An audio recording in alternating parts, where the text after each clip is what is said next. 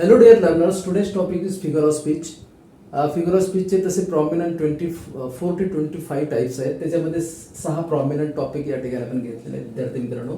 Figure of speech म्हणजे भाषेचा अलंकार. पोएममध्ये generally it can be used okay in order to beautify the sentences. Okay याच्यामध्ये दिलेलं आहे की word expression use not in origin but in a imaginative way in poetic effects. Okay त्याला एक पोएटिकचं फॉर्म देणं त्याला म्हणतो आपण फिगर ऑफ स्पीच.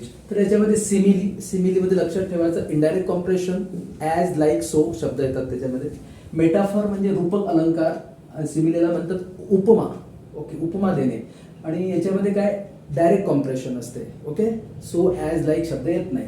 नंतर आहे ॲलिट्रेशन म्हणजे लेटर इज रिपीटेड. लेटर एक शब्द कॉन्सनंट साऊंड ओके रिपीट झालेला असतो जसं Bobby brought the box B B B.